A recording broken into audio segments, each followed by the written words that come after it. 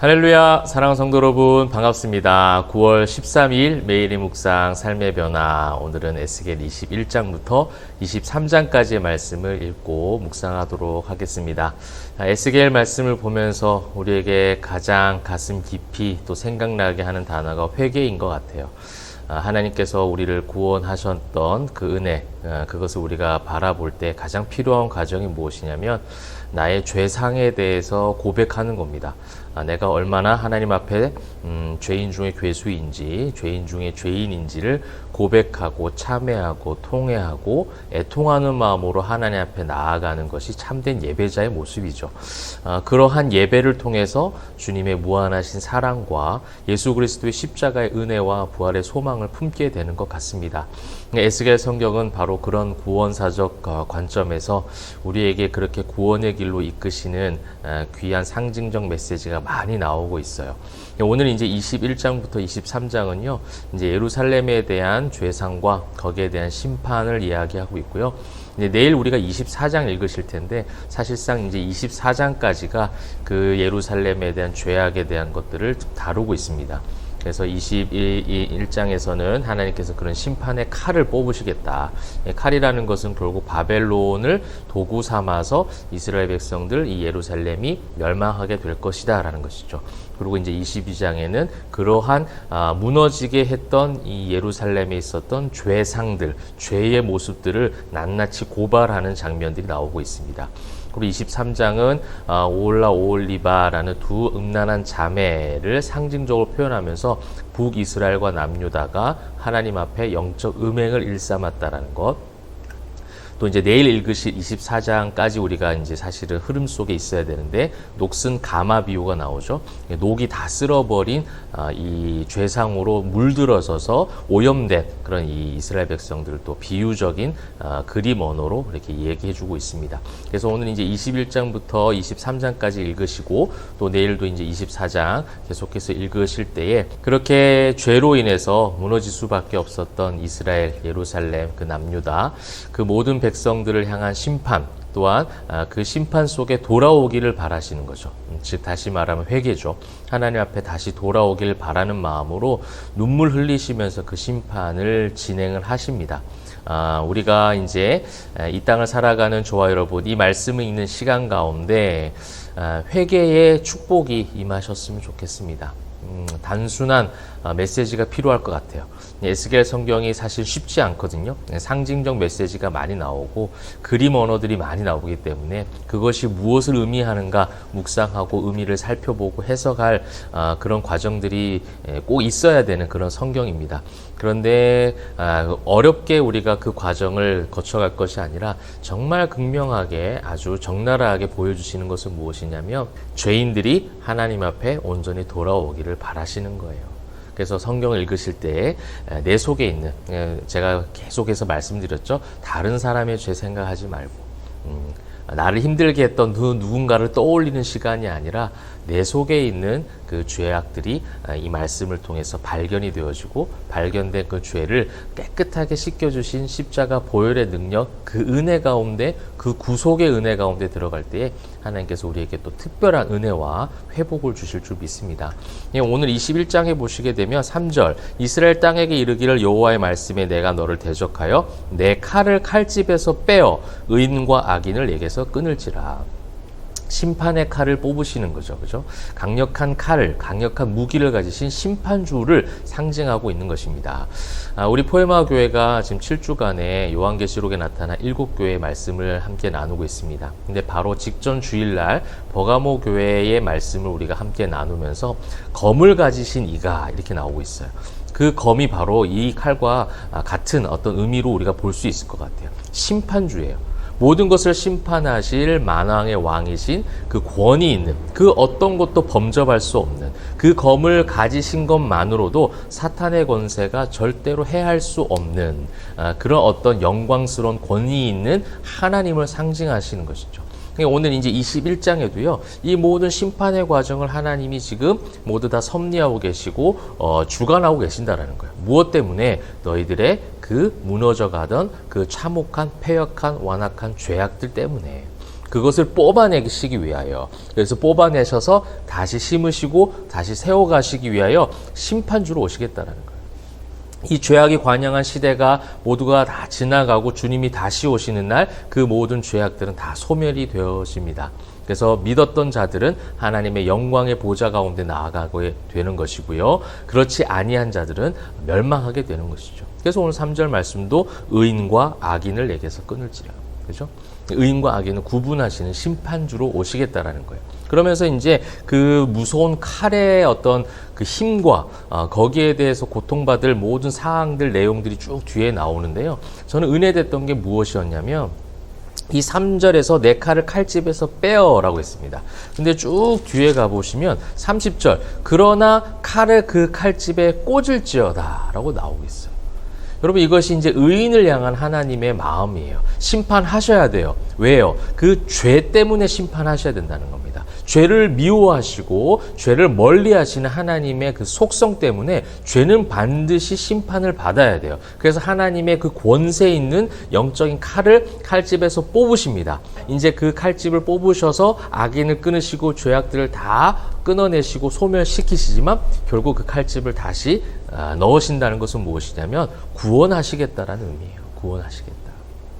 여러분 저는 이것을 보면서 하나님께서 우리를 향하신 마음이다라는 것을 너무나도 많이 깨닫고 묵상하게 됩니다.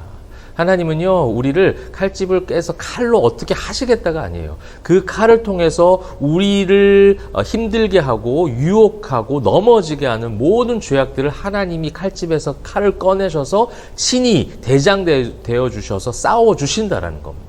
지난주 주일 말씀처럼 회개하라 그렇게 하셔놓고 그렇게 회개하고 돌아오라 끝난 것이 아니라 내가 너희들에게 친히 가서 내가 그들과 싸우리라 그렇게 말씀하시지 않았습니까? 그거예요 바로. 하나님께서 그 은혜를 주시겠다는 겁니다. 그렇게 싸우시고 우리 앞에서 그 칼집의 칼을 다시 꼽으시는 그 자애로운 모습들을 어떻게 보면 그런 해석적인 측면에서 저에게는 개인적인 어떤 은혜로 다가왔던 것 같습니다. 그렇게 이제 그 심판의 칼, 그 모든 죄악들을 다 소멸시키시겠다는 그 칼에 대한 부분들을 말씀을 하셨고요. 그 다음에 이제 22장 쭉 보시게 되면 이제 그 예루살렘, 이스라엘 백성들의 죄상에 대해서 쭉 나오고 있어요. 여기 보면 뭐 고관들은 자기 권세대로 6절, 7절은 부모를 업신여기고 8절 너는 나의 성물들을 업신여기고 나의 안식일을 더럽혔으며 그렇게 이제 모든 죄악들이 나오고 있습니다. 여러분 이 22장의 모습들 뭐 23장 오홀리바의 어떤 비유와 상징적 메시지까지 사실은 우리 이 시대 교회들의 모습이기도 해요. 제가 늘 이 매일의 묵상을 통해서 귀가 따갑도록 말씀드렸던 종교인들이 가득한 성전 문화죠. 조금 덧붙여서 이야기하면 종교인이 가득한 타락한 성전 문화입니다.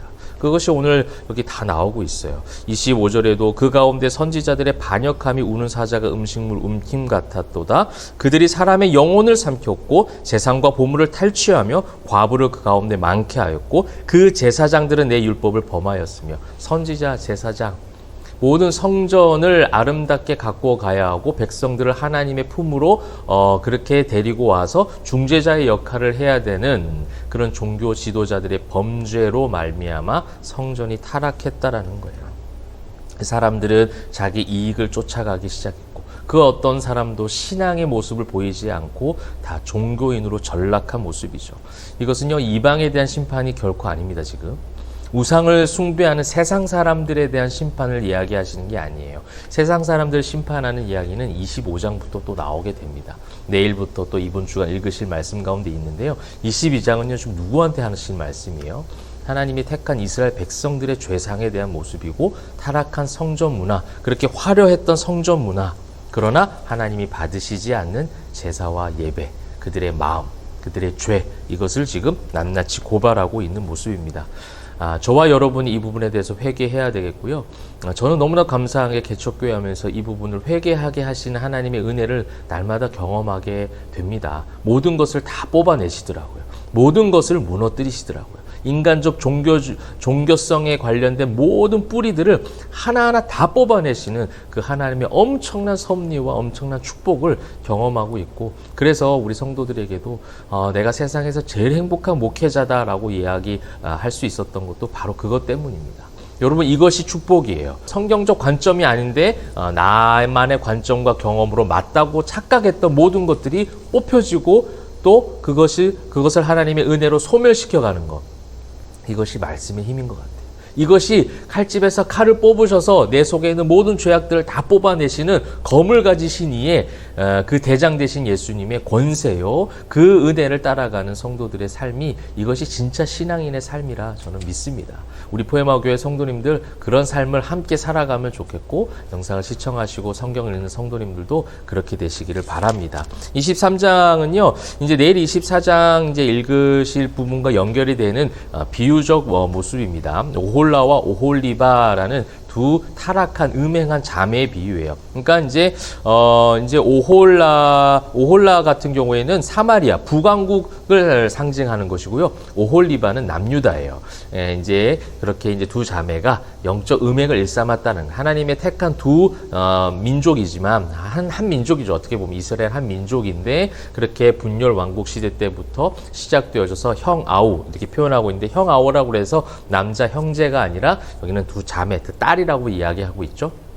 하나님이 교회와 성도들 보시고 그렇게 이제 상징적으로 말씀을 하시는 그런 것처럼 지금 오홀라와 오홀리바를 이야기하고 있습니다. 그런데 11절 보시면 그 오홀리바 남유다가 상대적으로 사마리아보다 자신들이 훨씬 더 거룩하고 우상 숭배하지 않았던 것처럼 착각했던 것 우리가 이사야 예레미야 말씀을 통해서도 한번 살펴본 적이 있었죠. 근데 이것을 보고도 그의 형보다 음욕을 더하며 그의 형의 간음함보다 그 간음이 더 심함으로 그의 형보다 더 부패하여졌느니라. 여러분 이것이 상징적으로 주는 메시지가 있는 거예요. 그들은 제사를 잘 지켰어요. 표면적으로 우상을 숭배하는 것처럼 보이지 않았던 거예요. 사마리아보다 북왕국 이스라엘보다 훨씬 더 제사를 활발하게 화려하게 지었지만 그들의 마음의 중심 가운데는 하나님을 예배한 것이 아니라 오히려 바알과 아세라를 섬겼다라는 것이죠. 그 음행이 더 심했다라는 거예요. 여러분 교회 다닌다고 해서 직분을 가졌다고 해서 교회를 오래 다니고 성경을 많이 읽고 새벽기도 빠지지 않고 다니고 그렇게 봉사 많이 하고 헌금을 많이 한다고 해서 더 거룩한 것이 아닙니다. 하나님은 그 마음의 중심을 보신다는 거 여러분 꼭 기억하시기를 바랍니다. 여러분 오늘 이 말씀을 이제 21장부터 23장 읽으시면서요. 우리 안에 있는 잘못된 종교심이 한 번 더 드러나면 좋겠고요. 그 드러난 종교심을 하나님 앞에 온전하게 진실되게 내어놓고 말씀을 통해서 다시 씻김 받는 그런 귀한 날 또 그런 귀한 고백과 묵상이 가득하면 좋겠습니다. 그 은혜로 오늘도 말씀의 힘으로 승리하시고 검을 가지신 이가 우리와 함께 대장되어 주셔서 싸워주십니다. 여러분 그 말씀 의지함으로 믿고 나아갈 때에 넉넉한 승리를 거두시는 우리 포에마교회 성도님들 되시기를 주님의 이름으로 축복합니다. 기도하겠습니다.